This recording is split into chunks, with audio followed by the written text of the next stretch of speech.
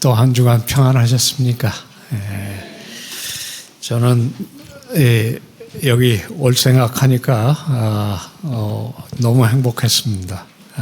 여러분들에게도 도움이 되는 시간이 되었으면 좋겠습니다. 오늘 타락과 구속 이 부분을 할 때 늘 타락에 대해서 합니다. 타락합니다. 뭐 이렇게 하면 좀 말이 어폐가 있는 것 같아요. 구속과 더불어서 이 구속의 진리 함께 생각해 보도록 그렇게 하겠습니다. 오늘 세 번째 내용이고, 이 타락과 더불어서 우리들에게 이 기독교 진리의 핵심이라고 할 수 있는 구속의 진리, 곧 회복의 소망을 우리들에게 가르쳐 주는 부분입니다. 같이 창조, 타락, 구속이라는 그런 삼중 진리를 생각하는 가운데 오늘 기독교 진리 가운데도 가장 중심에 있는 내용을 다루겠는데요. 네 꼭지를 생각해 보려고 생각합니다.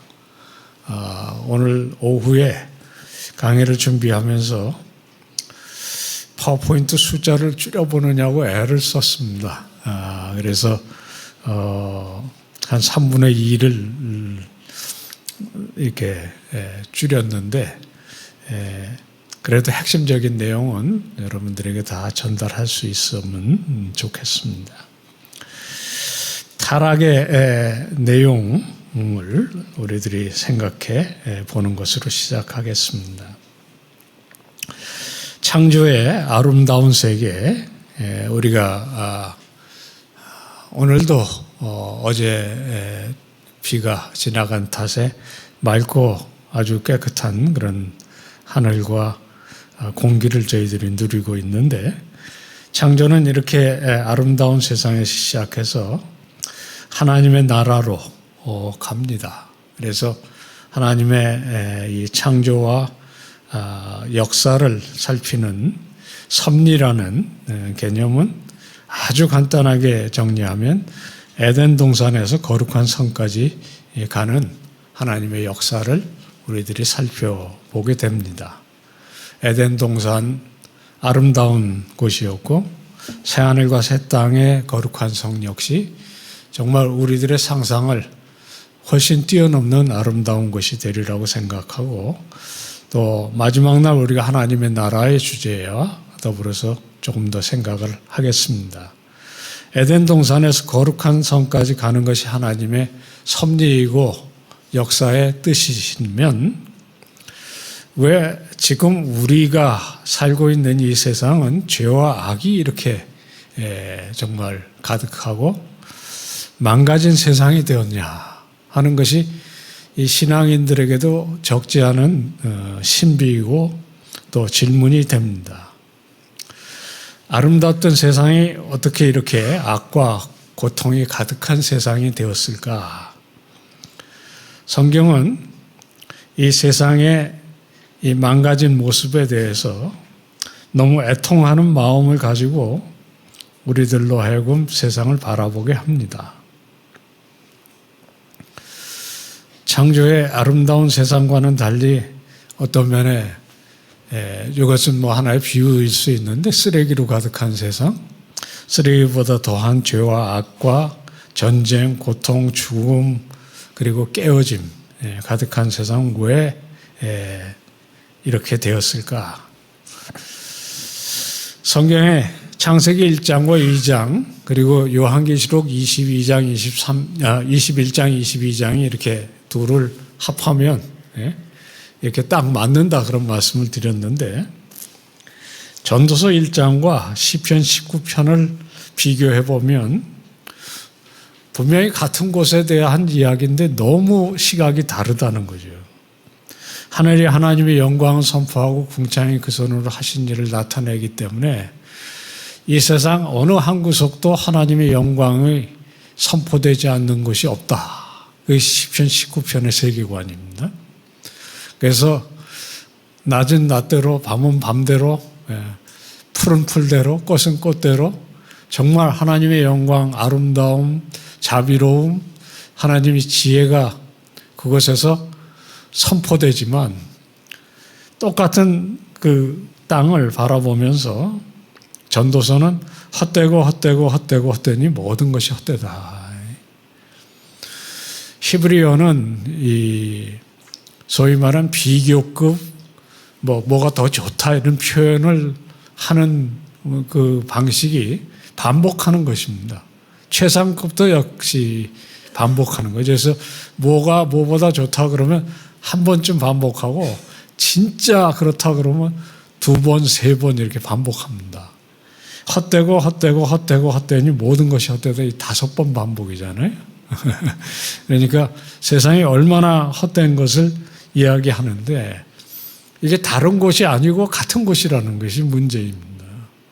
그러니까 성경도 이 세상이 하나님의 영광과 사랑과 온유함으로만 가득하다고 보지 않습니다.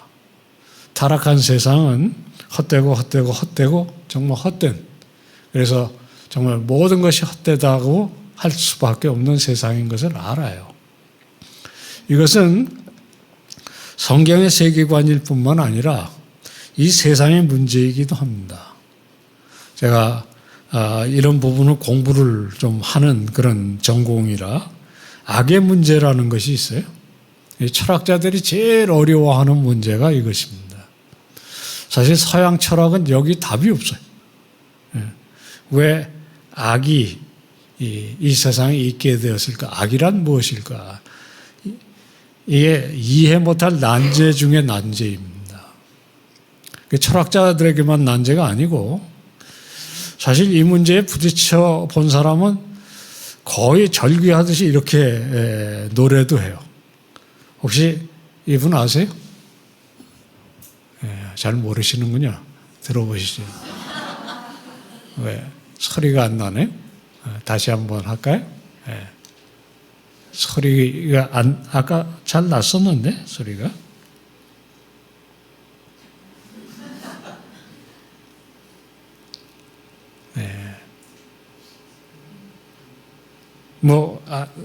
안 나도 괜찮아요.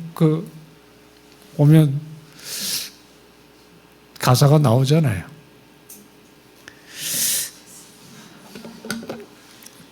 한 3년쯤 됐나요? 4년쯤 됐나요? 추석에 가족이 모여서 식사를 하는데 아무도 안 보는 텔레비전이 켜 있고요. 저만 혼자 이거 열심히 보게 됐어요. 그랬더니 가족들이 조금 의외인 것 같은 눈길을 보내더니 결국엔 우리 손위의 동서가 저한테 그러더라고요. 목사님 취향이 어째 그러시냐. 트로트까지는 봐주겠는데 이 나훈아 가수는 아니지 않냐. 그래서 형님, 제가 이 철학 선생인데 소크라테스를 부르는데 봐줘야 될 거 아닙니까? 이 질문은 정말 어떤 면에 뼈가 저리는 질문이죠. 세상의 고통, 근심, 걱정 안 겪어본 사람이 없잖아요. 세상이 왜 이래? 사랑은 또 왜 이래? 이런 이 고통찬 질문은 사실 세상을 좀 몸으로 부딪혀 본 사람 다 있는 질문이에요. 제가 정말 안타까운 거는 하나님께 물어야 되는데 욥처럼 소크라테스에게 물으면 아무 답이 없어요. 제가 이 소크라테스는 책 한 줄 쓴 적 없고요. 그 제자가 이제 책을 20권을 넘게 썼는데 답이 없습니다. 그리고 소크라테스는 원래 이 답하는 사람이 아니에요. 묻는 사람이죠. 네. 그러니까 이런 사람은 아무리 고통차게 불러봐야 답을 얻지 못합니다. 그게 안타까운 거죠. 세상이 왜 이렇게 깨어지고 고통이 가득한 세상이 되었을까?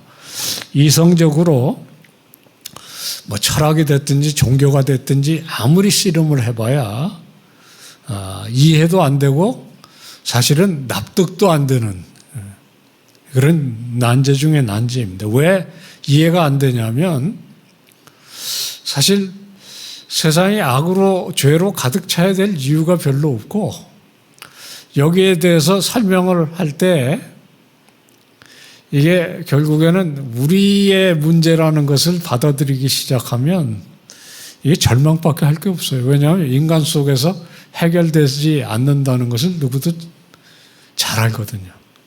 그러니까 수용할 수가 없죠. 그래서 세상에 답이 아주 흔한 답 중에 하나가 이겁니다. 이게 굉장히 유명한 답이에요. 그 인생이 뭐 그렇지 뭐 이렇게 돼 있는 거예요. 이거 제가 그린 거 아닙니다. 이게 인터넷에 보면 이런 게 가득해요. 제가 이 강의 만들면서 인터넷을 꽤 이렇게 잘 사용해요. 인생이 그렇지 뭐. 이것만 답이 있는 건 아니에요. 이런 답도 있습니다. 이 책을 제가 오래전에 저희 친구들이 아니 공부를 하는 사람 이 책도 안 보고 뭐 하냐 그래서 제가 사기는 싫고 도서관에 가서 빌려가지고 저녁에 보게 됐는데 너무 재밌더라고요. 대한민국 문제가 뭔지에 대해 가지고 정말 속이 후련하게 이렇게 쓰고 있는 거예요. 그래서 거의 밤새도록 열심히 보고 도서관 책이니까 제가 좀 살펴보고 싶은 책은 옆에 연필로 표시를 해놨던 게 있어서 아침에 그 연필도 체크해본 부분을 노트를 좀 하느냐고 다시 살피다가 문득 그런 생각이 좀 들었어요. 야, 세상에 답 중에 정말 오늘날 정말 사람들에게 어필하는 답은 이게 아니고 이 책에서 말하는 답이지. 이 책에 뭐라고 얘기를 하냐면요. 대한민국 왜 이 모양 이 꼴이냐면 딱 답을 두 개로 해요. 하나는 삼성이 문제고 또 하나는 MB가 문제다. 여러분 가운데 굉장히 충격받는 분들이 계실 수 있어요. 제가 읽으면서 왜 어떻게 MB만 문제이고 삼성만 문제냐. 그런데 이 책에서 얘기하는 그런 내용 자체가 결국에는 다름칙으로 표현하면 이겁니다. 저놈들 때문이다. 그러니까 과거에는 뭐가 잘 안 풀리고 힘들면 노력하다가 안 되면 세상이 그런 거 아니냐 그러고 체념하는 반면에 오늘날은 저놈들 때문이고 몽땅 다 저놈들 때문이다. 그렇게 지금 가는 분위기고 이게 소위 포스트 모던이라는 그 문화의 특징입니다. 우리만 그런 게 아니고 이 최근에 제가 읽게 된 책인데요. 이 벤 사스라는 사람은 미국의 네브라스카 상원 의원입니다. 좋은 기독교인이고 지금은 대학 총장을 하시는데 미국의 문제들에 대해서 정리를 하면서 책을 쓰고 책의 제목을 딱 한자 썼어요. 댐이라. 저보고 이 책 번역하라고 그러면 이 댐을 저놈들 그렇게 번역할 것 같아요. 그리고 실제로 내용이 그래요. 미국의 정치가 사실 아브라함 링컨 같이 그렇게 남북이 4년간이나 전쟁을 하던 그때도 정치인들은 적어도 우리들 이게 늘 그 입에 달려있는 수사였다는 거예요. 근데 어느 날부터 갑자기 저놈들로 바뀌기 시작했다는 거예요. 그럼 모든 문제는 다 저놈들 때문이에요. 그래서 여기 부제목에는요. 왜 우리는 서로를 이렇게 미워하는가.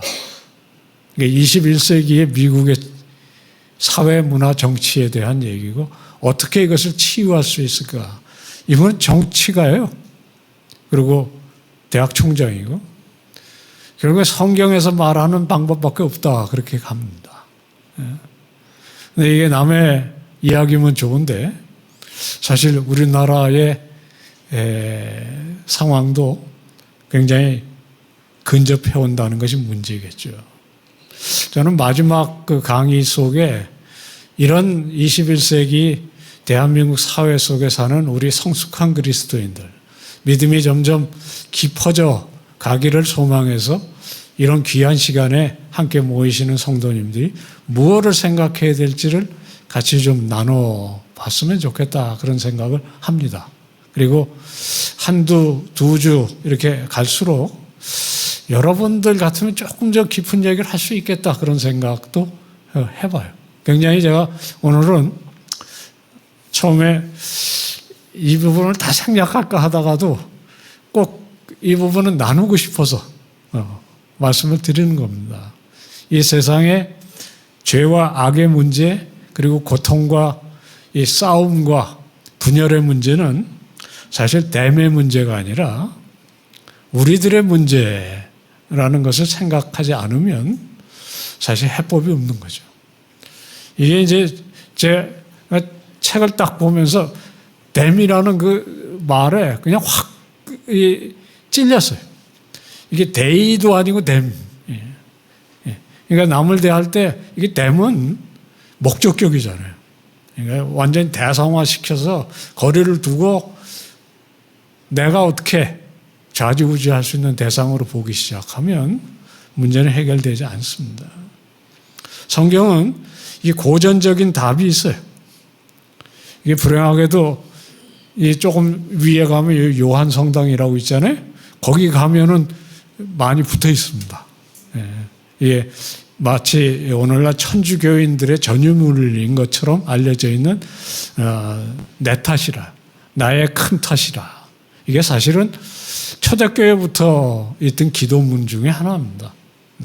세상이 이렇게 엉망인 것은 저놈들 때문이거나 그들 때문이 아니라 나의 탓으로부터 시작하는, 그것이 아마 성경적 세계관의 굉장히 중요한 부분일 겁니다. 그렇게 세상을 보지 않으면 결국에는 우리들도 세상의 치유자가 되는 것이 아니라 우리들도 세상의 어떤 면에 분열과 아픔을 가져오는데 더 뭔가를 더하는 그런 사람이 되기 십상입니다. 하나님께서 만드신 세상은 이렇게 아름답고 풍요로웠습니다. 창세기 1장에 하나님께서 보시기 좋았더라. 6번이나 말씀하신 아름다운 세상인데, 아름답던 세상이 어떻게 이렇게 악과 고통이 가득한 죽음의 세상이 되었을까? 성경은 타락에 대한 이 이야기로 답을 합니다. 이 시실리에 있는 한 수도원에 이것을 그림으로 이렇게 쫙 옆에다 그려놨어요. 이렇게 그렸습니다. 결국 하나님의 명령을 거역한 인간의 타락이 문제인데, 인간의 타락의 이 문제는 성경 많이 얘기하는 아주 독특한 진리입니다. 저는 창조, 타락, 구속, 하나님의 나라 가운데 특별히 이 타락에 대한 내용이 정말 성경만이 하나님께서 우리들에게 보여주실 수 있는 계시라는 생각을 많이 하게 돼요. 왜냐하면요, 세상의 이 문제에 대한 철학자들도 답하고 종교인들도 답하고 문학 예술가들도 얘기하지만 성경에서 말하는 이 타락에 대한 내용이 정말 독특합니다. 그리고 간단해요. 이것은 하나님의 명령을 거역한 인간 때문이라, 그렇게 답합니다. 근데 이것을 사람들이 쉽게 받아들이지 못해요. 왜냐하면 이거 받아들이면 딱 두 개의 반응이 있어야 합니다. 하나는 이 세상의 모든 문제가 우리 인간들 때문이고, 그리고 인간들 가운데 나를 포함한 우리들의 마음에 하나님은 대적하는 것 때문이다라고 받아들이면 사실 회개를 해야 돼요. 근데 회개는 누구에게나 즐거운 일이 아닙니다. 그리고 회개 안 하고 이거에 맞서면 절망밖에 없어요. 그러니까 악의 문제에 딱 정말 진지하게 직면하면 내가 하나님 앞에 회개하고 돌아서든지, 아니면 그냥 그것을 가지고 씨름하면서 절망하는 길밖에 없다는 거예요. 근데 이 둘 다 불신앙에서는 사실은 선택사항이 아니에요. 받아들일 수 있는 일이 아닙니다. 그러니까 이제 뭔가 다른 길을 찾아야 하니까 그 중에 하나가 뭐냐 하면 저놈들 이렇게 가는 거고요. 조금 더 생각을 해보겠습니다. 세상에서 타락과 악은 일종의 신비로 여기거나 사실 대답할 수 없는 문제로 여깁니다. 여러분들이 혹시 불교에 대해서 좀 공부를 해보신 적이 있으신지 모르겠어요. 저는 꼭 1년을 대학원 레벨에서 꽤 나름대로 들여다보고 굉장히 특이한 것을 봤어요. 부처님은 세상의 악의 문제에 대해서 누구보다도 잘 아는 그런 거기가 출발점입니다. 그래서 이 세상 고해라 이렇게 시작하는데 이것의 원인이나 그것이 어디서부터 비롯되는지에 대해서 나한테 묻지 말라 그렇게 얘기합니다. 아예 불경에 몇 군데 그런 명시적인 답이 있어요. 우리가 세상이 타락하고 깨어지고 악하고 뭐 이러면 고칠 방법부터 찾아야지 원인부터 찾을 수 없다. 그런 것이 불교식의 답입니다.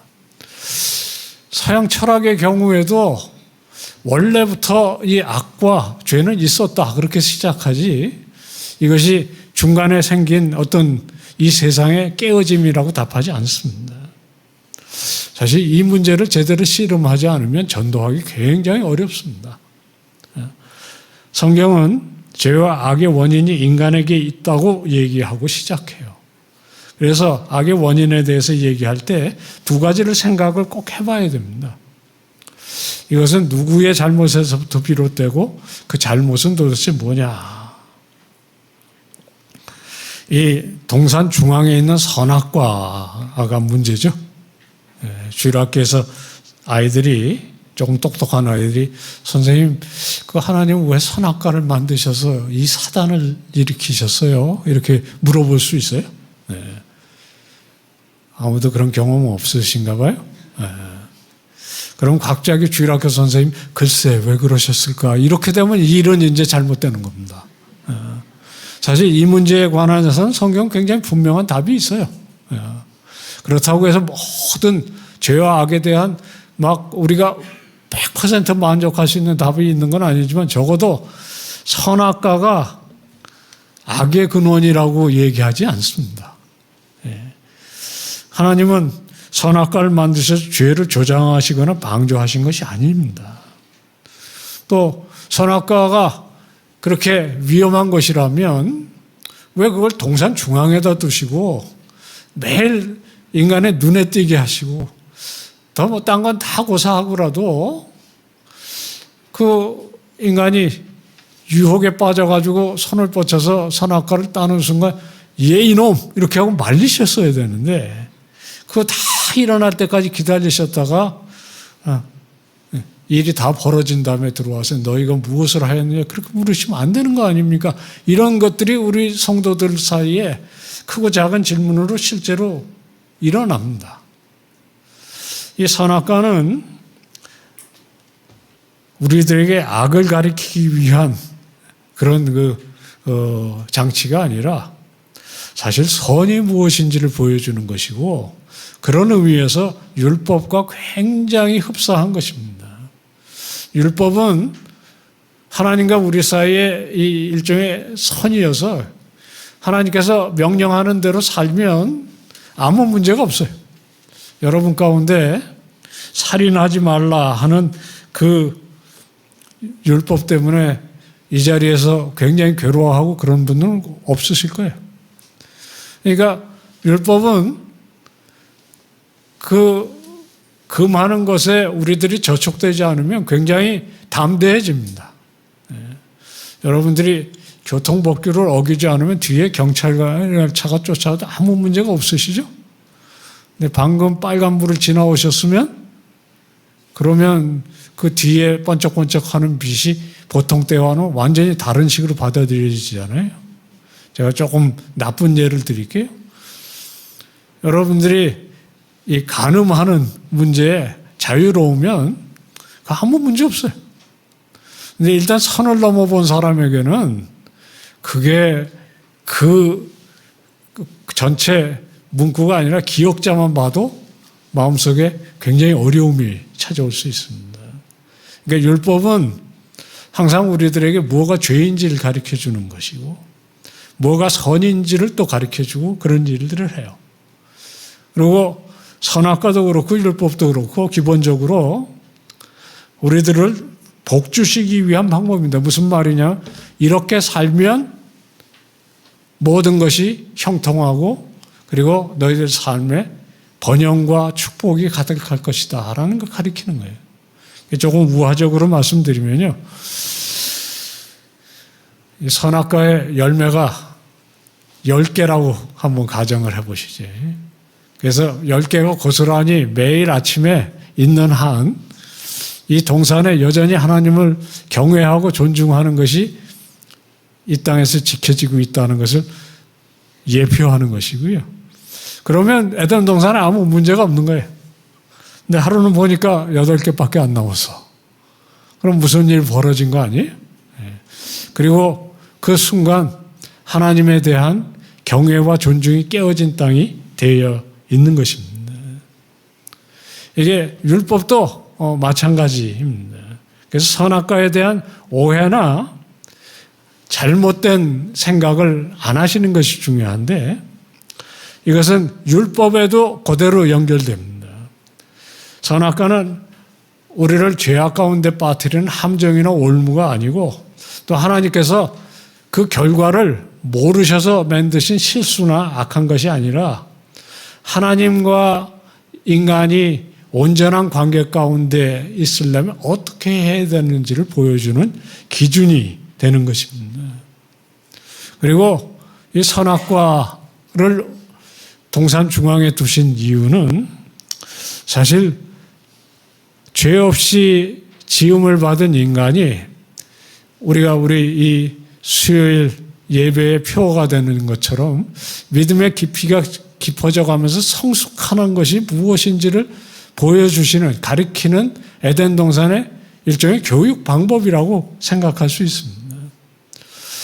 사람을 만드실 때 하나님 형상을 따라 우리는 인격적인 자유를 가진 존재로 지음을 받았습니다. 그래서 우리 모두가 하나님의 명령을 의지적으로 자유롭게 순종할 수도 있고 거부할 수도 있는 아주 특별한 그런 존재로 지음을 받은 거죠. 그래서 사실 선악과는 우리들을 악에 빠뜨리는 그런 함정이 아니라 창조자 하나님께서 다른 피조물과 달리 인간을 얼마나 인격적으로 대우하시고 인격적으로 존중하시는지를 보여주는 표가 되는 거예요. 아마 선악과가 없었더라면 우리 인간은 그냥 커다란 돌이나 나무나 또는 짐승과 크게 다르지 않았을 겁니다. 우리 인간은 하나님의 형상으로 지음을 받았을 뿐만 아니라 하나님만이 가지고 계시는 이 자유로운 의지를 가지고 하나님을 존중할 수 있고 그것을 통해서 아담이 처음 지으심을 받은 상태에서 점점 하나님을 닮아가는 그래서 온전히 닮아가는 그런 피조물로 지음심을 받은 것을 보여줍니다. 아담은 죄는 없은 사람이었어요. 죄 없이 지음을 받았지만 완전한 존재는 아닙니다. 이 세상이 마치 하나님께서 아름답게 지으시고 선하게 지었지만 인간의 이 섬김을 통해서 하나님의 나라를 온전히 발전해 나가는 것이 계획이셨듯이 인간도 하나님의 형상을 따라서 지음을 받아서 하나님과 교제하고 하나님을 의지적으로 자유롭게 순종하면서 점점 성숙해 가는 거예요.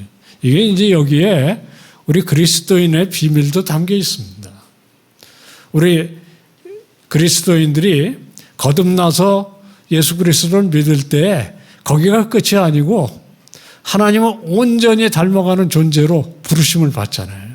마찬가지로 아담도 에덴 동산에서 온전하고 정말 하나님을 온전히 닮아서 온전히 순종하는 존재로 발전하도록 그렇게 지음을 받은 그런 존재인 거예요. 아마 이런 예를 들어볼 수 있습니다.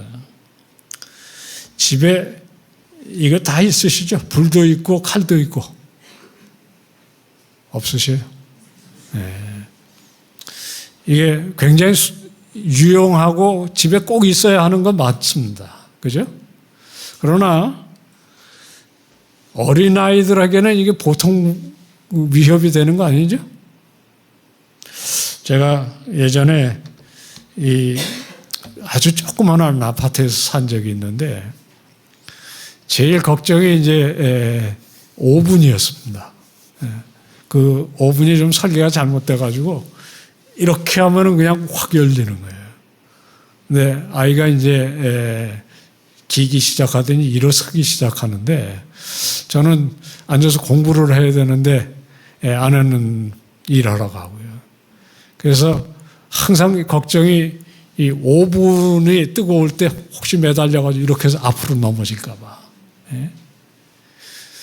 여러분은 그런 걱정 안 해보셨어요? 예. 그래서 그 앞에다가 이제 이 칸막이를 치고 칸막이만 부족하니까 이 앞에다가 뭐 책도 쌓아놓고 그렇게 지낸 적이 있어요. 불이라는 게 굉장히 위험한 겁니다. 그래서 이제 좀 애가 크면 어느 날 잡아가지고 너 손 한번 내봐. 그래가지고 촛불이든지 뜨거운 불 위에 한번 지지지지 이렇게 해가지고 되게 하고 뜨겁지. 그러니까 이거 만지지 마. 그렇게 할 부모는 없으시죠? 예. 그러니까 어떻게 하셔야 돼요? 불이 뜨겁다는 걸 말로 해야죠. 알아듣지 못할 때라도 자꾸만 위험해 뜨거워 이렇게 해서 어느 날에 알아듣게 하셔야 됩니다. 칼도 마찬가지죠. 어느 날엔가는 칼을 쓰게 해줘야 돼요. 그러나 칼이 위험한 거 보여주겠다고 이렇게 하면 비는 거야. 뭐 이렇게 하면서 그렇게 가르칠 부분은 없어요. 선악과를 그렇게 생각 한번 해보시면 이해하는 데 도움이 되실 겁니다. 하나님께서 인간을 자유의지를 주시고 그것을 자유롭게 사용하시게 하셨지만 그게 얼마나 위험하다는 것도 알고 계셨습니다.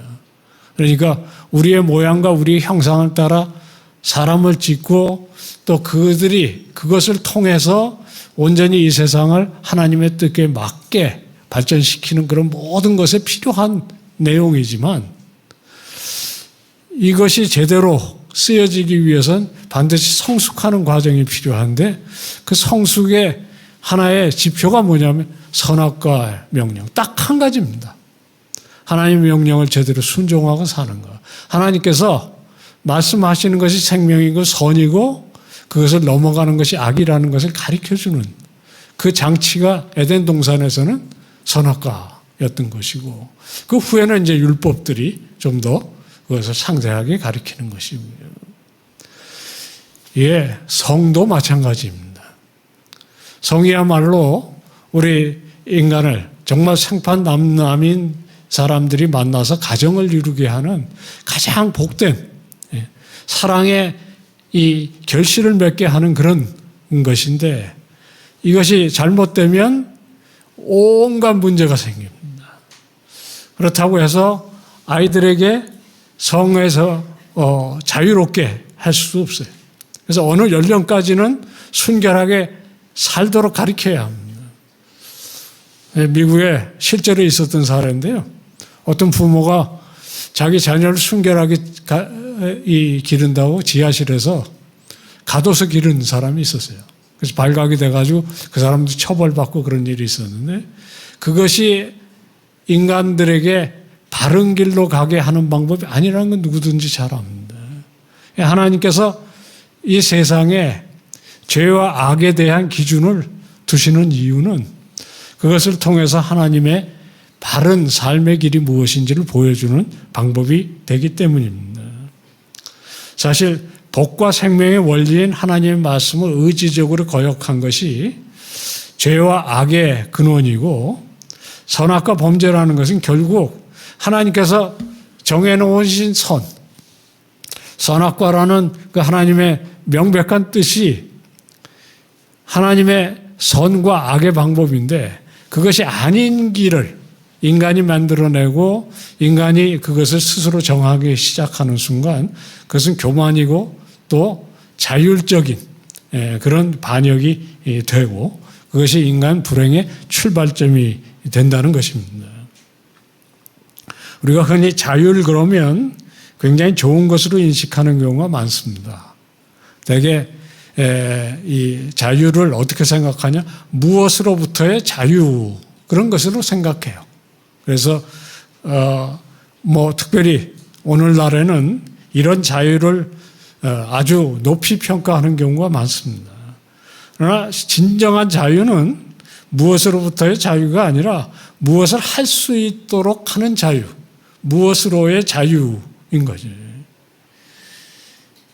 이 사람이 피아노의 장인이신데요. 저기도 악기가 있네요. 그래서 제가 내려가서 저거를 칠 자유가 있죠. 여러분들도 다 함께 성도님이시니까 지금이라도 일어나셔서 저기 가서 키고 여러분들 연주하실 자유가 있으시죠? 그래서 제가 내려가서 저기서 자유를 누리는 순간 여러분들은 엄청 괴로워지실 거예요. 왜냐하면 사실 저는 건반 악기 앞에서 전혀 자유로울 수가 없어요. 피아노 앞에서 자유로우려면 적어도 한 20년은 바이엘부터 시작해서 정말 손이 마비가 될 정도로 애를 써야 비로소 피아노 앞에서 진짜 자기 자신의 이 음악성을 표현할 수 있는 자유를 누리게 된다는 건 누구든지 아시거든요. 우리 인간이 하나님께서 주신 자유를 온전히 누리기 위해서는 사실 이 성숙하는 과정이 반드시 필요한 것이고 그것을 우리들에게 가르쳐주는 길이 선악과고 율법이고 하나님의 도고 그래서 구약성경 그런 것을 한 민족과 그 한 공동체 속에서 훈련시키는 그런 과정들을 하게 합니다. 사실 이 죄의 핵심은 이런 것이 본질이 아닙니다.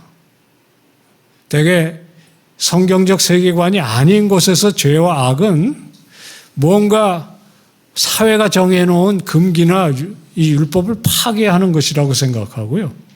또는 헬라나 서구의 이 세계관 가운데는 바르지 못한 지식을 가진 것, 또는 오해를 하고 있는 것, 그리고 동양적인 세계관 가운데는 뭔가 선을 행하는데 부족한 것, 이런 것들이 타락의 본질도 생각하는데 이것은 타락의 증상일 수는 있어도 타락의 뿌리거나 타락의 본질은 아닙니다. 타락의 진정한 본질은 창조주와 그가 얘기하시는 생명의 길에서부터 멀어지는 것이고 이렇게 간단하게 표현할 수 있어요. 결국엔 그것을 통해서 창조주와 피조물의 핵심인 우리 인간이 인격적으로 관계가 파괴되는 것입니다. 생명의 근원이신 하나님께서 내신 생명의 길을 스스로 버리고 생명의 길이 아닌 죽음의 길을 택한 인간들의 모습이고 그것을 통해서 창조주 하나님, 생명의 근원이신 하나님과 관계가 파괴되는 그것이고 이것이 하나님과의 신뢰의 파괴라고 할 수 있습니다. 그래서 한번 좀 죄송하지만 따라서 하시죠. 타락의 본질은 관계의 파괴입니다. 여러분들 관계가 깨어졌을 때 얼마나 괴롭다는 걸 다 아시잖아요. 제일 참담한 관계의 파괴는 사랑하는 사람들 사이의 관계의 파괴입니다. 특별히 자녀가 정말 관계가 어그러지면 평생 한이고요. 또 가정에서 부부가 이 관계가 신뢰가 깨어지고 그 신뢰의 파괴 때문에 관계가 어그러지면 그것처럼 괴로운 일이 없듯이 우리의 생명의 근원이시고 우리가 가장 사랑하면서 그 사랑 가운데 사랑을 받으면서 살아야 되는 하나님과의 관계가 틀어지는 것, 파괴되는 것이 타락의 본질입니다. 그래서 하나님께서는 인간의 구원을 얘기하실 때 바로 이 관계 회복에서 생각하는 것이고요. 성경적 세계관이 다른 종교나 다른 사상과 다른 가장 중요한 것은 우리와 하나님 사이에 가장 중요한 것을 이 관계 파괴, 관계의 회복으로 보는 데 있습니다. 아까도 말씀드렸지만 이것이 죄의 본질이라고 생각을 안 하려고 애를 써요, 인간들은. 그래서 악과 이 타락을 뭔가 그 원인을 관계의 이 파괴, 하나님과의 관계의 파괴에서 찾지 않고요. 세상에 뭔가가 원래부터 잘못되어 있거나 뭔가 우리들의 잘못 아닌 것이 개입해 있다고 생각하려고 애들을 씁니다. 그 중에 하나가 바로 이 악의 구조화라는 것인데 좀 어려운 말을 제가 썼어요. 그 말을 조금 설명하면 악의 원인을 세상과 문화의 이 구조적인 면에서 찾는 것이다. 그렇게 설명을 드릴 수 있습니다. 죄악에 대해서 인간이 고안해낸 최고의 변명 중에 하나입니다. 여기 이제 조금 설명을 더 드리기 위해서 조금 어렵지만 이 얘기를 좀 드리려고요. 세상이 하나님께서 만들어주신 구조가 있습니다.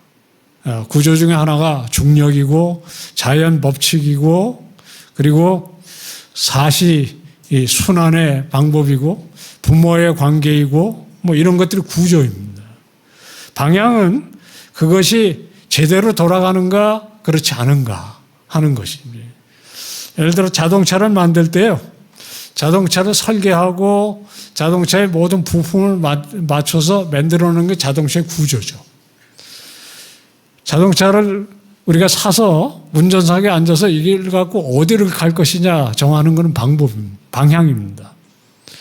그래서 하나님께서 세상을 만드시고 운영하시는 방법이 구조라면 그것을 우리 인간들에게 맡겨서 그것이 앞으로 역사 속에 발전해 나가는 것이 방향입니다.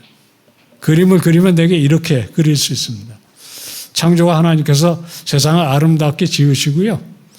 창조의 질서를 부여하셨습니다. 그래서 낮이 있고 밤이 있고 남자가 있고 여자가 있고 뭐 이런 것들이 창조의 구조라고 할 수 있습니다. 창조는 구조만의 문제가 아니고 이것이 방향을 잡아서 발전합니다. 그러니까 창조는 에덴 동산에서부터 하나님의 나라로 하나님의 뜻을 향해서 가는 방향이 있어요. 그래서 그 방향을 하나님께서도 운행하시지만 우리 인간을 통해서 하시기를 원하시는 거예요. 그래서 창조는 하나님의 뜻대로 지으심을 받아서 하나님께서 뜻하시는 방향으로 가는 것이 원리인데 그래서 방향은 문화라고 할 수 있습니다. 근데 불행하게도 창세기 앞부분에서 벌써 이 창조의 방향이 하나님 원하시는 방향으로 가지 않고 타락으로 깨어지는 방향으로 갑니다. 이것이 벌써 창세기 3장에 나오는 이야기거든요. 이 둘을 좀 생각을 하시면 좋을 것 같아요. 그러니까 이 세상에는 하나님께서 원하시는 구조가 있고 그것을 이끌고 가는 사람의 방향이 있다. 남자와 여자를 지으시고 한 몸이 되게 하신 것은 구조입니다. 근데 그 남녀가 만나서 사랑하고 존경하고 서로 돕는 가운데 가정을 제대로 이루어가는 것이 방향인데 참되는 방향이죠. 그런데 두 관계가 어그러지고 두 사람이 이 어그러진 세상의 문화를 만들 뿐만 아니라 심지어는 성적인 오리엔테이션 자체가 망가지고 깨어지는 방법이 지금 세상에 만연하는 것도 이게 방향의 타락의 문제라는 것을 볼 수 있죠. 기업, 하나님께서 세상에 기업을 허락하셨을 때는 그것을 통해서 많은 사람들이 유익을 얻고 그리고 세상의 경제가 돌아가도록 하는 것이 하나님의 이 구조적인 원리라면 그것을 탐욕과 착취와 뭐 이런 것으로 만들어 가는 것은 그 잘못된 기업이 잘못된 방향을 잡는 것이에요. 그러니까 구조와 방향의 문제는 항상 우리들이 조금은 어려운 이야기 같이 들리지만 세상을 살아가는 방법에 이 그리스도인들이 좀 성숙을 생각하기 위해서는 좀 알아두시면 좋을 것 같아요. 어려운 말이에요. 구조, 방향 그러지만 또 사실 조금만 생각해 보면 그렇게 어려운 얘기는 아닙니다. 하나님께서 세상을 지으셨을 때 하나님께서 원하시는 방향이 있었는데 그 방향이 타락으로 잘못되기 시작했다는 거예요. 이 성경이 보여주는 세계관의 중요한 이야기입니다. 악을 구조화하는 것은 이미 창세기 3장에 있어요. 에덴 동산에서 타락이 일어난 다음에 하나님께서 찾아오셔서 묻습니다. 네가 벌거벗은 것을 어떻게 알았느냐. 내가 그만 이 선악과를 네가 먹었느냐. 그랬을 때 아마 우리 다음교회 성도님들 같았으면 그 앞에 엎드려서 주님 제가 죄를 범하였나이다. 회개합니다. 용서해 주세요. 이랬을 것 같아요. 예? 그러실 거죠? 그런데 예. 아담과 하와는 불행하게도 그렇게 하지 않습니다. 이제 이런 것이 일종의 명백한 죄와 악 앞에서 인간이 하나님의 말씀에 반응을 온전히 하지 못한다는 증거 중에 하나입니다. 아담이 뭐라고 얘기를 하냐면 하나님께서 만들어서 저하고 함께 살게 한 이 사람이 저한테 그렇게 했습니다. 그렇게 얘기하거든요. 그러니까 하와에게 너는 왜 그렇게 했느냐라고 물으니까 어떻게 해요? 이번에 하와는 어디로 가요? 그렇습니다. 제가 잘못했습니다. 하는 대신 뱀이. 그럼 뱀은 어떻게 할 것 같으세요? 하나님이 나를 그렇게 만드셨잖아요. 그렇게 돼요. 이런 것이 소위 구조화하는 것입니다. 이런 구조화의 방법은 굉장히 많습니다. 생각 밖에. 그 중에 최고가 뭐냐? 아까 말씀드린 대로 저놈들 때문이다. 그러니까 동양식으로 말하면요. 음양이 있어요. 아예 태초부터 음양이 있었다고 생각합니다. 그래서 원래 구조적으로 세상은 선과 악이 있었지 그것이 인간이 그 하나님의 선한 방법을 무시하고 자기 결단과 자기 의지를 가지고 악을 받아들이기 시작한 데서부터 문제가 시작되었다고 생각하지 않으려고 해요. 근데 이거는 거의 죄인들의 본성적인 그 변명에서부터도 우러나오지만 문화적으로 고도화되려면요, 공부를 많이 해야 합니다. 그래서 공부 많이 한 사람들 가운데 유독 이 구조화가 발전해요. 예를 들어 마르크스 이 공산주의 세계관에서는 결국에는 사회 경제 구조가 문제라고 이야기합니다. 물론 현실적으로 드러나는 것은 그래요. 그러나 그것 이면에 훨씬 더 깊은 곳에 인간의 탐욕과 그 탐욕의 뿌리가 되는 하나님의 선하고 온전한 생명의 길을 무시하고 자기 생각대로 자기의 삶의 방향을 정하는 거예요. 그런 것들을 생각 안 합니다. 루소라고 들어보셨어요?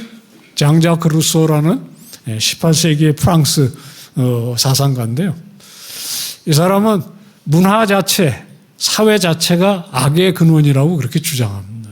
혹시 루소 악의밀이라는 거 들어보셨어요? 요즘 잘 안 쓰나 봐요.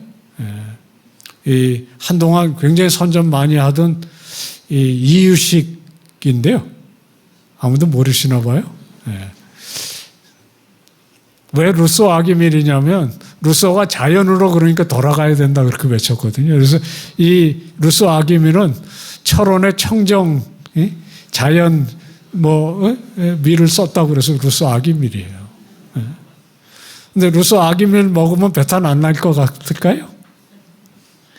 이게 좀 우스운 얘기 같지만 제가 이 부분을 좀 다 그냥 빼버릴까 그러는데 너무 중요해서 얘기를 하는 거고요. 혹시 이해가 안 되실 것 같아서 마지막으로 예를 하나 드려보려고 그래요. 지난주에 얘기 드렸던 그 불의 전차라는 거 보신 적이 있으십니까? 이번 기회에 못 보시더라도 제가 이거 캡처를 해서 보여드리니까 언젠가 한번 꼭 보시면 좋을 것 같아요. 이 영화도 1982년에 만들어진 굉장히 걸작 영화입니다. 이 영화는 실화에 기초해 있는 영화고요. 저 이제 이 첫 화면에 보면 화면 자체가 폭포 위에서 십자가에 매달려서 떨어지는 이제 이 선교사의 장면에서 시작하는데, 영화는 이 화면 전체를 미장센이라고 불러요. 그 안에 이 아예 그림 자체가 보여주는 이 메시지가 굉장히 분명해요. 저 영화는 폭포 밑에 세상은 악으로 가득하고 위에는 원시의 그 원주민들이 사는 곳인데, 거기에 처음으로 복음 전도하러 올라갔던 사람은 원주민들에게 잡혀서 저렇게 떨어져서 죽어요. 그래서 마치 위에가 악인 것처럼 보이는데, 결국에는 다음에 올라간 선교사가 올라가서 이 피리를 불고 접근을 해가지고 미션을 성공시켜요. 이 영화는 꼭 한번 보십시오. 너무 우리 현실과 직결되어 있는 문제들을 많이 다루기 때문에 꼭 보셨으면 좋을 것 같아요. 그래서 여러분들이 아마 음악도 들어보셨을 거예요. 멜라 판타지아라는 그것을 오보로 부는데요. 정말 음악도 아름답습니다. 영화 자체가 굉장히 잘 만들어진 영화예요. 위에 원주민들을 선교를 성공해서 그 위가 거의 천국처럼 만들어지는데, 선교사의 임무 중에 하나가 바로 옆에 이 칼 든 사람 같은 사람들로부터 원주민을 보호해야 될 의무도 있어요. 이 사람이 누구냐면 원주민들을 그물로 잡아서 노예로 팔아먹는 사람인데, 영화가 진행이 되면서 이 사람이 이 옆에 선교사와 더불어서 선교를 하는 선교사로 바뀌어요. 이 자기 동생을 죽이게 되는데, 그 죄값 때문에, 죄의식 때문에 고통하는 것을 이분이 가서 전도를 해서 꼭대기로 데려 올라가가지고 선교사를 만듭니다. 이 영화가 이제 진행이 됐는데, 영화가 진행이 되면 이 산 아래, 폭포 아래 사는 사람들 가운데 포르투갈 사람들과 스페인 사람들이 이 위의 땅까지 차지하고 싶어서 선교사들을 끌어내려야 되는데, 이 사람들이 나올 것 같지 않으니까 교황청에 이제 청탁을 넣어서 이 사람들을 철수시키면 유럽에서 이런 양보를 해주겠다고 해서 그 일을 성사시키기 위해서 교황청에서 또 하나의 사제가 보내져요. 그래서 사제 3사람이 등장하는데, 결국에 이 위에 이 두 사제를 철수시키는 일에 이 두 사람이 협조하지 않습니다. 그래서 원주민 편에 서는데, 이 칼을 든 사람은 다시 자기의 칼을 찾아와서 싸우고요. 다른 이 선교사는 그들과 운명을 같이 하는 이제 무저항, 비폭력으로 갑니다. 그래서 영화의 한 부분을 제가 잘라가지고 왔는데 소리가 났으면 좋겠는데, 잠깐만 보시죠.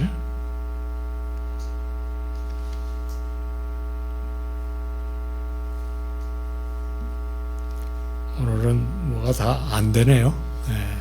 그냥 영화는 다음에 보기로 하겠습니다. 세상이 왜 생지옥으로 바뀌느냐 하는 그런 문제를 끝에 다루는데요. 결국 두 사람의 사제 다 총에 맞아 죽고요. 맨 마지막 장면에 옆에 이 교황청에서 왔던 사절이 이 일을 주도했던 악당들하고 앉아서 같이 얘기를 하는데, 뭐라고 얘기를 하냐면, 이렇게 선교사들이 다 죽고 그리고 이런 일이 꼭 필요했던 일이냐 이렇게 묻습니다. 그러니까 이 일을 주도했던 이 악당들이 세상이 다 그런 거 아니냐, 그리고 당신도 사실은 그 일을 우리들에게 명령하지 않았느냐, 그리고 세상이 원래 그런 거다, 그렇게 얘기해요. 그러니까 이 교황청 사절은 사제로서의 마지막 양심이 있어서 그런지 세상이 원래 그런 게 아니고 사실 우리가 그렇게 만들었고 맨 마지막 장면에 아주 정말 찔리는 표현이 있어요. 내가 바로 그렇게 만들었다. 그렇게 얘기합니다. 사실 이 영화는 한번 쭉 보시면서 이 세상이 저놈들 때문이 아니라 결국에는 우리도 회개하지 않는 심정과 우리들의 죄와 악이 그리스도의 사랑으로 거듭나지 않으면 우리도 이 세상의 악의 원인이 될 수 있다 하는 것을 잘 보여주는 그런 생각할 것이 굉장히 많은 영화라 제가 추천을 드립니다. 제가 이 영화 몇 편하고 책 몇 권하고 끝나고 나서 마지막에 여러분들에게 숙제 삼아서 드리려고 해요. 그래서 책 한 10권쯤 뭐 평생 보시면 되니까요. 제가 와서 숙제 검사할 것도 아니고요. 그러나 제가 두 주째 이렇게 지나면서 정말 4주에 섬기기는 너무 벅찬 내용이라 그래서 아무래도 최고의 방법은 책을 추천드리는 거다 그렇게 생각하고 제가 실제로 목사님들을 섬길 기회가 많은데 재미있는 거는 목사님들이 강의 때는 좀 좋으시다가도 책 얘기가 나오면 정신들이 이렇게 굉장히 맑아지시더라고요. 그리고 실제로 제가 섬겨드렸던 목사님도 설교를 가끔 듣는데요. 제일 기쁠 때가 언제냐? 그 책 내용이 나올 때예요. 실제로 많이 제가 봅니다. 안 듣는 척하면서 다 찾아보시더라고요. 제가 보기에 다음 교회 성도님들 분명 그러실 것 같고, 뭐 여기서 듣기도 잘 들으시지만, 예를 들어 제가 첫날 소개해드렸던 선하신 하나님 정말 걸작입니다. 또 영화도 이런 영화들은 우리들을 깨우치는 것들이 굉장히 많아요. 그리고 제가 이렇게 소개 안 하면 안 찾아보실 거잖아요. 그죠? 그리고 이렇게 소개를 받아서 보시기 시작하면 뭔가 친숙하고 뭔가 그래도 오리엔테이션이 되어 있기 때문에 우선 적어도 한 15페이지, 20페이지까지는 읽으실 수 있으세요. 그래야 이제 그때부터 사실 그 책의 맛을 알게 되는 거거든요. 그래서 제가 그 일을 꼭 하려고 합니다. 타락의 결과는 전적인 부패입니다. 타락은 매우 비극적인 결과를 가져와서 최고의 그 비극은 이게 하나님과의 관계가 깨어질 뿐만 아니라 그 결과로 바로 인간들 사이의 관계도 다 깨어집니다. 그래서 아담이 하와가 우리가 무슨 일을 저질렀는지를 언제 깨달았겠어요. 자기들이 이게 정말 마음이 교만해져서 하나님께서 하지 말라는 것이 바로 행복의 길을 내가 하나님과 같이 되는 길이라는 자금씩 유혹과 착각과 욕심을 발동해서 따먹고 그리고 하나님의 질책을 받아서 에덴 동산에 쫓겨날 때까지 사실 그 죄악의 결과를 심각하게 못 느꼈을 수 있어요. 언제겠어요? 자기 자녀가 자녀를 때려 죽인 사건이 그걸 그린 그림이 있는데요. 정말 참혹해요. 여러분들도 가장 아마 가슴 찢어지는 일이 자녀가 먼저 세상을 떠날 때라고 얘기하는데 그것도 그런 그 참혹한 일이 일어났을 때 얼마나 이 죄악을 실감할 수 있었겠어요. 우리 특별히 장로교인들은 인간이 대충 부패한 것이 아니라 전적으로 부패했다. 그것을 고백합니다. 그게 어떤 의미인지를 어떤 사람이 이렇게 표시했어요. 이게 뭘로 보이세요? 대부분 우리는 이게 비행기라는 걸 압니다. 추락한 비행기죠. 비행기가 추락하면 할 수 있는 대로 그 잔재를 다 모아서 커다란 창고에다 넣고 짜 맞춥니다. 왜냐하면 원인을 파악해야 되니까. 근데 이게 비행기라고 누가 생각을 하겠어요? 이게 우리가 비행기라는 걸 아는 건 우리는 비행기가 어떻게 생겼는지 아니까 이게 비행기라고 짐작을 할 수 있어요. 그죠? 사실은 우리는 에덴 동산에서 아담이 선하게 창조받은 그 모습을 모릅니다. 우리가 아는 건 이것밖에 몰라요. 타락한 세상이 깨어진 상태의 이 모습밖에 우리는 알지 못하거든요. 그런데 실제로 우리들의 이 세상은 마치 이 추락한 비행기처럼 이렇게 깨어진 모습을 갖습니다. 여기 분명한 거 딱 하나 있어요. 이 비행기는 다시는 날지 못할 거다 하는 거예요. 우리가 이것을 통해서 타락의 그 심각성을 좀 더 깨달을 수가 있고, 그거에 거슬러 올라가서 하나님께서 인간을 얼마나 아름답고 선하고 완전한 모습으로 지으셨는지에 대해서 상상해 볼 수도 있을 것 같습니다. 타락은 인간의 깨어짐에서 끝나지 않고 우주적인 영향을 미칩니다. 로마서에 피조물이 다 이제까지 함께 탄식하며 고통을 겪고 있는 것을 우리들이 안다, 그렇게 얘기해요. 타락은 창조를 깨어뜨리기도 하지만 사실 더 심각한 것은 창조의 방향을 비틉니다. 그래서 타락하는 순간에 인간들은 하나님께서 원래 지시했던 방향, 하나님께서 원하셨던 방향을 보는 대신 엉뚱한 방향을 봐요. 마치 그 선악과를 보면서 이 선악과가 하나님의 선하심을 통해서 이 생명의 열매가 풍성한 그 에덴 동산을 꿈꾸게 하는 게 아니고, 타락하는 순간 갑자기 그 열매가 먹음직도 하고 보암직도 하고 지혜롭게 한 만큼 탐스럽게도 보이는, 이게 벌써 눈이 왜곡되기 시작하는 거죠. 쉽게 말하면 좀 천하게 표현하면 눈이 뒤집힌 거죠. 그러니까 우리가 성도 마찬가지고요, 돈도 마찬가지고, 삶의 관계들, 이 모든 것들이 하나님께서 원하시는 의도대로 보이는 게 아니고 우리는 뭔가 왜곡된 눈으로 세상을 보기 시작하는 것이 창조의 왜곡이라고 할 수 있습니다. 그래서 사실 세상은 하나님께서 지금도 붙들고 계시기 때문에 완전히 망가지고 깨어지지 않습니다.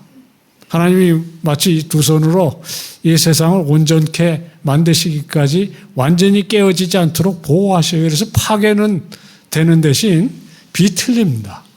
그 결과가 어떤 식으로 나타나냐면 이런 식으로 나타나요. 예전에 이렇게 아름다웠던 세상이 이렇게 됩니다. 아무도 느낌이 없으시면 안 되는데요. 환경주의자들이 제일 좋아하는 짐승이 이제 물개예요. 왜냐하면 이쁘잖아요. 귀엽잖아요. 근데 이런 그림 갖다 놓으면은 환경의 위기, 자연이 아름답고 맑았던 자연이 인간의 이 탐욕이나 이런 것들을 통해서 무책임함을 통해서 어떻게 망가지는지를 보여주는 좋은 예가 되죠. 타락의 우주적인 영향은 이런 식으로 나타납니다. 여러분들이 코카콜라 먹고 저건 분리수거를 잘 하셔야지, 그렇지 않고 내버려 두면은 그냥 아무 데나 버리시면 거북이가 거기 끼어가지고 자라질 못하고 저렇게 자라는 거예요. 저게 일종의 타락의 우주적인 영향의 한 예가 됩니다. 환경위기에 이 기름이 유출돼서 이런 일도 벌어지고요. 온통 쓰레기로 뒤덮이는 세상도 되고, 저 쓰레기를 새들이 먹으면 저렇게 비참한 죽음을 맞기도 하고요. 생태계 위기가 오기도 하고요. 이런 것들이 타락의 우주적인 영향이라고 할 수 있습니다. 사실 시간이 없어서 그러지 이 기독교 세계관이 이 생태 위기에 대해서 어떤 자세를 취해야 되는지를 생각하는 것은 타락이 무엇인지를 생각하는 게 밑에 깔려 있어야 이해가 되는 거거든요. 조금 전에 읽었던 말씀처럼 피조물들이 다 함께 고통을 겪습니다. 그리고 우리도 바로 이 생태 위기 속에 고통을 겪게 됩니다. 그러니까 세상이 죄악으로 가득해 있다고 해도 금방 무너져서 깨어져 가지고 세상이 멸망하지 않습니다. 오히려 죄악된 세상에 찬란함이 있을 수 있어요. 적어도 이 과거의 문명들을 이렇게 살펴보면 문명의 경이라고 할 수 있는 것들이 지금까지 남아 있습니다. 또 뭐 이렇게 아름다운 자연뿐만 아니라 문화유산들도 남아 있어요. 뭐 우리들이 공정한 눈으로 볼 때 정말 아름답거든요. 대한민국에도 아름다운 이 역사의 유산들이 많습니다. 그래서 어떻게 타락한 세상에 이런 것들이 가능하냐? 그런 질문도 나올 수 있어요.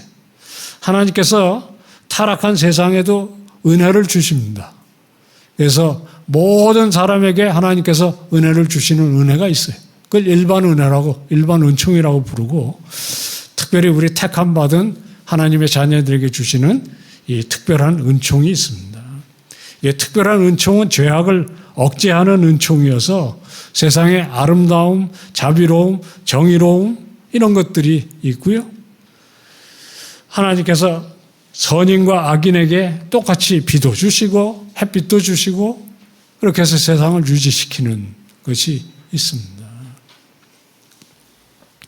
여러분들 세종로 한 가운데 가시면 우리나라 이 역사에 가장 존경받는 두 분이 계시는 거 아시죠? 한 분은 앉아 계시고 한 분은 서 계시고 그런데요. 네.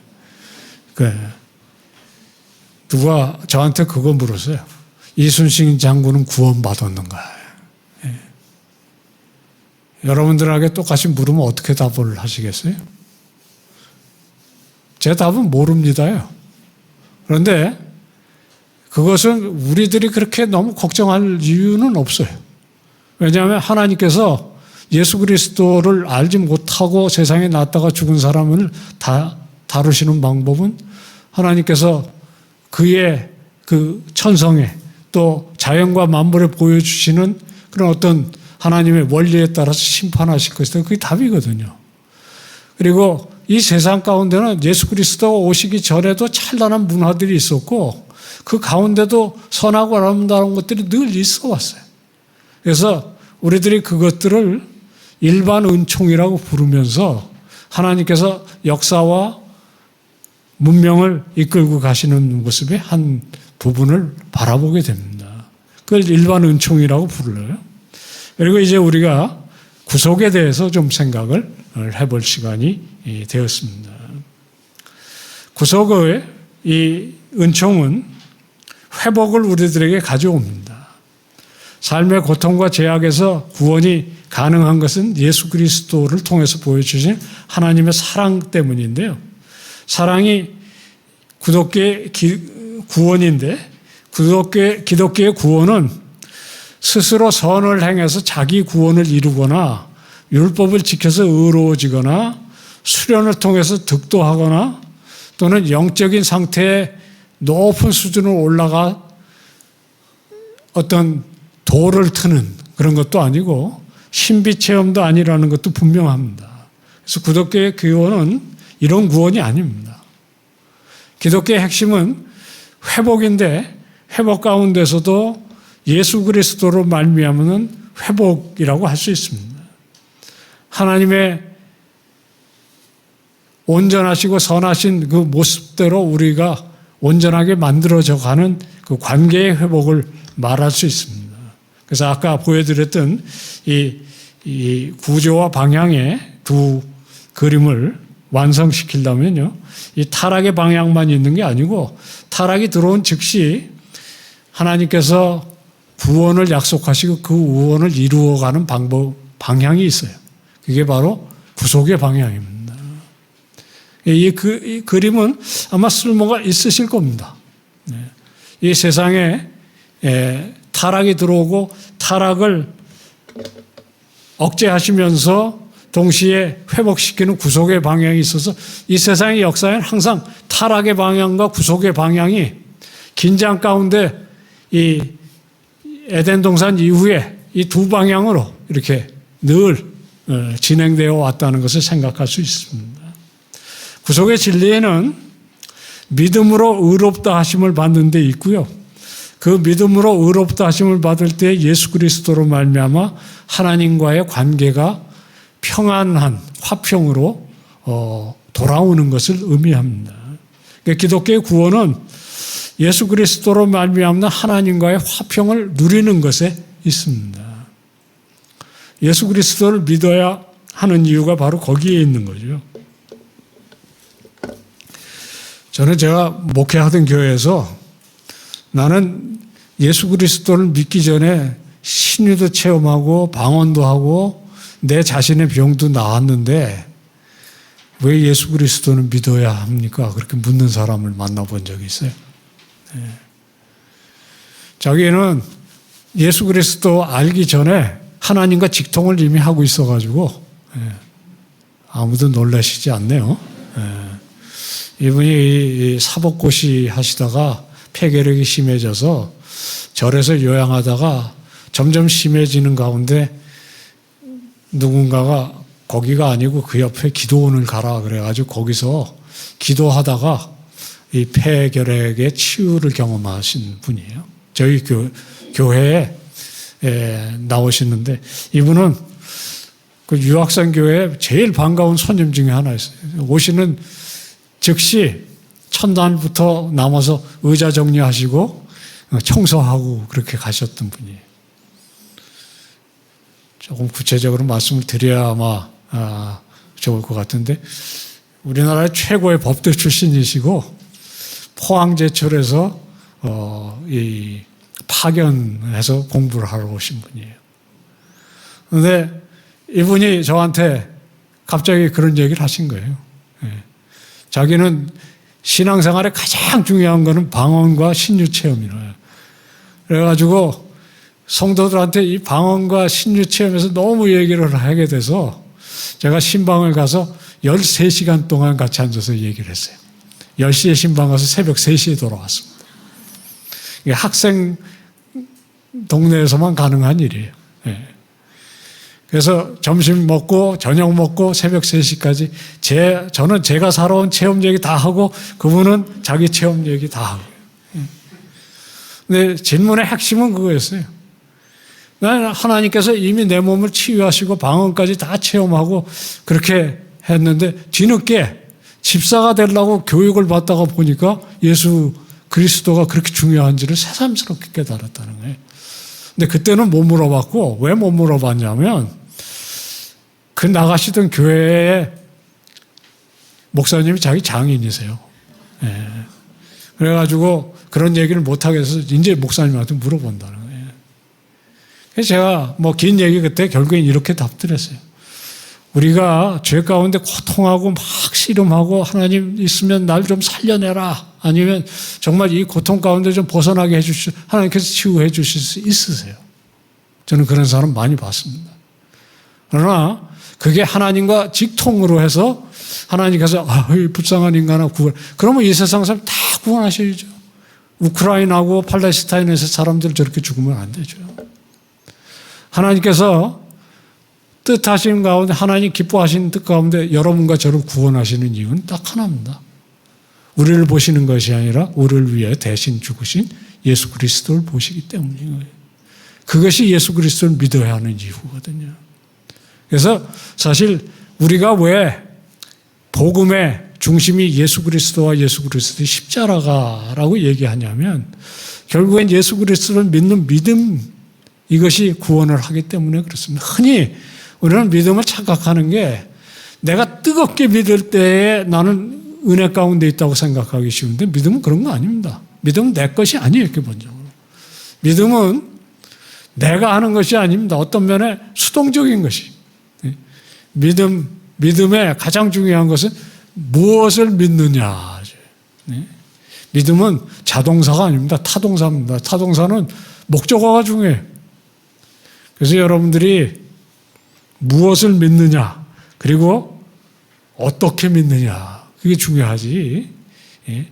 이 믿음 자체가 강하고 약한 문제가 가장 중요한 것이 아닙니다. 믿음의 대상이 중요한데 구원하는 믿음의 핵심은 예수 그리스도가 누구인지 그리고 그가 무슨 일을 하셨는지 나에게 이것이 어떤 의미가 있는지 이것을 믿는 것입니다. 이건 제 얘기가 아니고요. 복음서의 초점이 그렇습니다.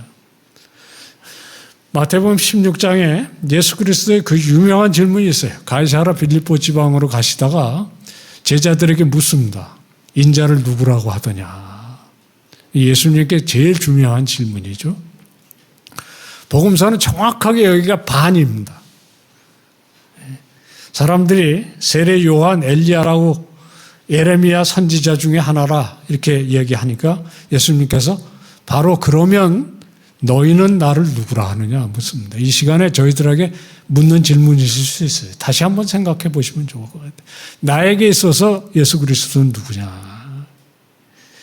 이게 공간복음이라고 일컫는 마태, 마가, 누가에 다 나오는데요. 정확하게 복음서 가운데 나옵니다. 마가복음 16장 가운데 8장에 나오고요. 마태복음은 28장 가운데 16장에 나오고 누가복음도 가운데에 나옵니다. 이게 뭐냐면 복음서의 반환점이에요. 예수 그리스도의 사역으로 말하면 이 가이사라 빌립보에서 너희는 나를 누구라 하느냐라고 묻기 전과 후가 예수님 사역의 분기점입니다. 더 재미있는 건요. 가이사라 빌립보가 어디냐면 지도상으로 보면 예수님의 사역이 이 유다 예루살렘에서 시작해서 사마리아를 거쳐서 갈릴리 꼭대기까지 올라갔다가 꼭대기에서 다시 내려와서 십자가로 내려가시기 시작하지 그 반환점이 어디냐면 가이사라 빌립보예요. 성경을 보시면 그렇게 되어 있습니다. 그래서 여기서 그 위대한 답이 나오죠. 주는 그리스도시에 살아계신 하나님의 아들이십니다. 나와요. 이게 지도를 집에 가서 찾아보십시오. 가이사라 빌립보가 어디냐면 제일 꼭대기예요. 그리고 거기가 어디냐면 그 위에요. 더 올라가면 골란고온, 헬몬산. 그래서 못 가요, 거기. 꼭대기에 있는 곳이고 지금 남아있는 유적지가 이렇게 생겼습니다. 아마도 이런 이 회당이 있었을 거라고 그렇게 추측하는 곳인데요. 거기서 너희는 나를 누구라 하느냐 이렇게 물으시고 하나님의 아들이라는 답이 나오는데 이것이 첫 번째 복음의 핵심입니다. 예수 그리스도가 누구시냐 하는 것이죠. 하나님의 아들이십니다. 복음서에 유일하게 강조되는 그 진리 중에 하나가 예수 그리스도가 누구냐 하는 것이. 여러분들이 아마 이렇게 머릿속을 좀 이렇게 훑어보시면 이 세상의 위인들 가운데 내가 누구냐가 그의 가르침 쪽에 핵심인 사람은 거의 없습니다. 사실 그 반대일 수 있어요. 세상에서 제일 조금 뭐라 그럴까요? 좀 속되게 표현하면 찌질하다고 그럴까요? 예? 조금 천박한 사람이 뭐냐? 내가 누군 줄 알아? 이렇게 묻는 사람이에요. 그죠? 예. 종교 지도자 가운데 또는 위인들 가운데 내가 누군 줄 알아? 이렇게 묻는 사람 없어요. 예. 또 그렇게 물었다가 혹시 이상한 답이 나오면 예를 들어 마호메트한테 당신이 알라이십니까? 그러면 펄쩍 됐을 겁니다. 절대로 아니라고 얘기했을 거예요. 그거야말로 가장 독신적인 것이다. 그렇게 얘기했을 겁니다. 부처님한테 당신이 석가모니인 거는 당신이 부처입니까? 그거 그렇게 용납 안 합니다. 대개 자기 자신이 중요한 가르치면 대개 사입이에요. 근데 예수 그리스도께서 선택 여지를 별로 안 줍니다. 우리들에게. 나를 예수 그리스도로 하나님의 메시아로 그리고 하나님의 아들로 믿지 않으면 그러면 다른 선택지는 없다고 그렇게 가르치세요. 이게 어떤 면에서 이 시간에 우리들에게 던지시는 질문일 수도 있습니다. 너는 나를 누구라 하느냐. 구원받은 사람의 첫 번째 가장 중요한 고백, 주는 그리스도시여 살아계신 하나님의 아들이니다 하는 고백인데 그러면 이제 그 다음에 또 따라오는 굉장히 중요한 것이 있어요. 두 번째 초점이 이때로부터 예수 그리스도가 자기가 예루살렘에 올라가서 고난받고 죽임당하고 3일 만에 살아날 것을 가르치시는데 비로소 가르치기 시작하니라 그렇게 써 있습니다. 거의 의도적인 표현이에요. 그러니까 예수 그리스도가 누구시냐, 그리고 그가 그 하나님의 아들이시라는 지위를 가지고 우리를 위해서 무엇을 하셨는지를 가리키는 게 복음의 핵심입니다. 그래서 이것은 우리 자신의 신앙 고백일 뿐만 아니라 우리가 남에게 증거할 때도 결국엔 이것이 중심이 되어야 합니다. 결국엔 그들이 알아들을 수 있는 말로, 그리고 우리가 최선으로 설명할 수 있는 말로 예수 그리스도가 나에게 누구이신지, 그리고 그분이 하신 일이 어떤 일이신데 그것이 나에게 어떤 의미인지를 내 삶과 말로 표현할 수 있는 것이 복음의 증언의 핵심이 될 겁니다. 예수 그리스도께서 하신 일은 이 말씀으로 정리할 수 있을 것 같아요. 한번 같이 읽어보면 좋겠습니다. 로마서 4장 25절입니다. 같이 읽겠습니다. 예수는 우리 범죄함을 위해 내어줌이 되고 또한 우리를 의롭다 하심을 위하여 살아나셨느니라. 이 위는 사죄고 밑에는 칭의입니다. 이게 좀 어려운 표현입니다만 사죄는 소극적인 면에서 구원이 무엇인지를 보여줘요. 우리의 죄를 대속하시기 위해서 그리스도께서 십자가를 지시고 우리의 죄값을 다 갚으셨기 때문에 우리는 심판을 두려워하지 않습니다. 왜냐하면 그리스도 안에 있는 자에게 정죄함이 없고 우리는 하나님의 아들과 딸로 부르심을 받기 때문에, 그리고 죄와 사망의 법에서 해방되어 죄와 악을 인해서 우리가 심판을 두려워하지 않을 수 있습니다. 이것이 소극적인 면이라면 이쪽이 소극적인 면에 우리들을 사죄하시는 면이 있으면 거기서 한 걸음 더 나가서 우리를 의롭다고 칭하십니다. 그래서 우리 구원에는 반드시 소극적인 면과 적극적 면이 함께 있습니다. 구속은 적극적인 면에서 칭의인데 우리가 의로운 것이 아니라 우리를 의롭다고 불러주시기 때문에, 우리를 의롭다고 선언하시기 때문에 이것을 칭의라 그렇게 부릅니다. 그리고 거기서 끝나질 않고 이것은 우리들에게 구속의 열매를 맺혀주시는 쪽으로 갑니다. 이게 그리스도인의 삶의 가장 중요한 요절이 될 것 같아요. 앞으로 여러분들이 마음속에 새기면서 살아가셔야 할 말씀인데, 로마서가 앞에 구원의 진리를 길게 얘기하는 말씀을 맺으면, 그러므로 형제들아 내가 하나님의 모든 자비하심으로 너희를 권하노니 하나님이 기뻐하시는 거룩한 산제사로 드리라, 그렇게 이야기합니다. 그래서 이 말씀은 다음 주에도 생각할 건데요, 구속은 우리들을 죄의 상태에서 버려두지 않고 회복시킬 뿐만 아니라 동시에 그 삶으로 온전히 들어와서 그러므로의 삶을 살게 합니다.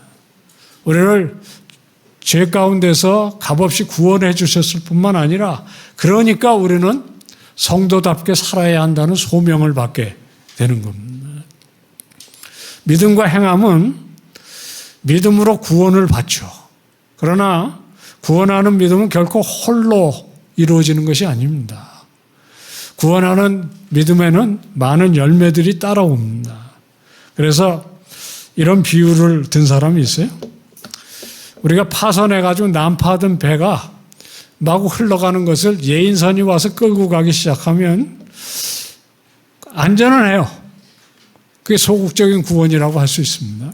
그러나 하나님께서는 언제까지나 이렇게 끌려다니는 삶을 살도록 하시는 것이 아니라 이렇게 배를 예인해서 건조창에 들어가서 온전히 수리해서 완전하게 적극적인 구원으로 이끄시는데 그것을 성화라고 부릅니다. 이게 믿음의 깊이가 깊어져가는 수협의 표가 뜻하는 바라고 저는 생각해요. 우리가 예수 믿고 이미 천국의 시민이 되어서 하나님의 딸과 아들로 살아가지만 이렇게 꾸준히 모여서 우리가 하나님의 나라를 사모하는 비전을 깊고도 넓게 가져가는 이유는 구원이 순간적인 동시에 긴 과정으로 이루어지기 때문입니다. 언제 온전하게 이루어질 것이냐면 하나님 나라가 이루어졌을 때 우리가 그의 나라에 갔을 때 우리는 하나님과 온전한 성도의 모습을 갖추게 될 거다. 그렇게 저는 믿습니다. 여러분들이 이 복의 이 부르심을 받았습니다. 그래서 우리는 이 세상 속에 살면서 이 성화의 온전한 모습을 사모하면서 살아가는 것을 생각하셔야 돼요. 과연 성화가 가능할까요? 이 불쌍한 그리스도인 증후군이라는 게 있어요. 이 비참한 그리스도인 신드롬이라는 게 있습니다. 예수를 믿는데도 행복한 대신 굉장히 늘 갈등과 긴장감이 있고 오히려 예수 믿는 것 자체가 힘드는 그런 증상을 이 비참한 그리스도인 또는 불쌍한 그리스도인 신드롬이라 그렇게 불러요. 여러분 가운데는 한 분도 안 계신 줄로 믿습니다만은 이게 만만치 않은 그런 증후군입니다. 제가 미국에 이 중간에 한 3년 가 있으면서 때때로 한국 신학교에 가서 가르친 적이 있는데 오래전에 이 헤어졌던 저희 주일학교 이 후배 자매가 그 신학교에 이 공부를 하러 저 뒤에 앉아 있었는데 저를 끝나고 금방 반가워서 달려와가지고 아는 척을 할 줄 알았는데 그렇게 안 하더라고요. 그래서 왜 그런가 이렇게 봤더니 올 생각을 안 해요. 그래서 제가 가가지고 이름도 순자야. 그래서 야, 순자야. 그러니까 그제서야 반색을 하고 저를 뭐 반겨주고 그러더라고요.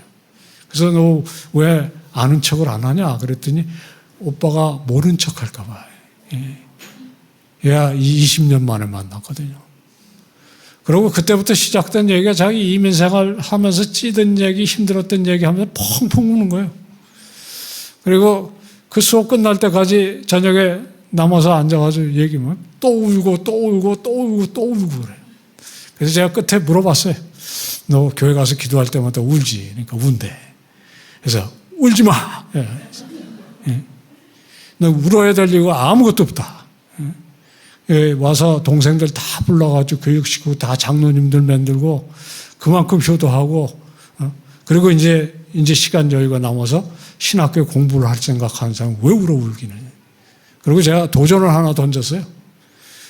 이 한국 사람들이 모여서 하는 작은 신학교 다니지 말고 이번 학기 끝나면 풀러 신학교라고 그 근처에 제일 좋은 신학교 거기 가라. 그리고 그 우는 신앙 그 좋은 신앙 아니다. 네가 얼마나 하나님의 사랑받아서 부르심을 받았는지를 확인하면서 좀 살아라. 그랬는데도 그 다음에 또 장거리 전화하고 또 울고 그래요. 근데 확실한 건요. 도전을 확실하게 받아야 돼서 그 학기 끝나고 훌러 신학교에 가서 3년을 공부를 잘 끝내고 지금 전도사님 사역하고 있어요. 이게 불쌍한 그리스도인 신드롬이라는 게 뭐냐면 나야 뭐 이런 생각으로 가득하 있는 거예요. 내가 어떻게 해서 집사까지 됐으면 이 정도면 됐지. 이거 벗으셔야 합니다. 그렇게 안 하면 깊이가 깊어지는 신앙은 여러분들이 절대로 못 누리세요. 이 성화라는 건 가능합니다. 이 성경 말씀에 보면 옛사람을 벗어버리고 새 사람을 입으라 이게 명령이고요. 빌립보서에는 정말 의외의 말씀이 있어요. 너희 구원을 두려움과 떨림으로 이루라. 이 명령이에요. 여러분들에게 주시는 명령 이게 뭐냐면요. 우리의 구원이라는 게 집사가 분량이 아니에요. 권사와 장로가 분량이 아니고 목사가 분량이 아닙니다. 하나님의 온전하신 것 같이 너희도 온전하라. 이게 우리의 이 한계입니다. 하나님은 왜 그렇게 하시냐? 우리를 당신의 앞에 이제부터 영원까지 함께 딸과 아들 삼으시려고 부르신 거거든요. 그래서 우리가 하나님의 온전하심을 이루는 그 분량까지 잘하시기를 원하세요. 성화는 명령입니다. 항상 우리들에게 안에서 성령으로 역사하시고 우리의 할 일은 뭐야? 안에서 역사하시는 이 성령의 역사가 우리의 손과 발과 입과 우리의 몸을 통해서 밖으로 나와야 해요. 하나님께서 명령하시는 것은 이유가 분명해요. 가능하니까 명령하는 것입니다. 그리고 해야 할 일이니까 해요. 그런데 대개 이걸 우리는 너무 사소하게, 약하게, 그리고 자기의 기준에 맞춰서 이게 한계를 정해버리니까 스스로 성장을 못할 뿐만 아니라요. 이게 어떤 의미에서는 하나님의 뜻이 내 삶 속에서 온전히 일어나는 일은 근본적인 장애 요인이 됩니다. 여러분 가운데는 우시는 신앙 다 버리시기를 바랍니다. 또 하나님 앞에 좀 담대한 마음을 가지고 하나님의 좀 큰 뜻을 품는, 저는 우리 성도들이 특별히 이 다음 교회 정도 되는 이 헌신된 성도님들은 이게 좁은 뜻을 갖고 있으면 나 편하고 나 하나 복 받고 나를 통해서 하시는 하나님의 일을 크게 꿈꾸는 일에 이 본인이 깨어지지 않으면 우리가 복의 통로가 되기 어렵거든요. 그래서 나는 하나님의 딸과 아들로 하나님의 아들과 딸로의 거룩함을 갖춘다는 그 목표가 여러분들의 목표가 오늘부터 되어주시기를 주님의 이름으로 축원드립니다. 잠깐 같이 기도하시고 시간이 너무 많이 지나서 오늘 거기까지만 섬겨드리겠는데, 주님, 내가 정말 하나님의 딸과 아들로 부르심을 받은 그 모습처럼 온전한 하나님의 나라의 일꾼 되기를 소망합니다. 나를 그런 주의 일꾼으로 삼아 주시옵소서.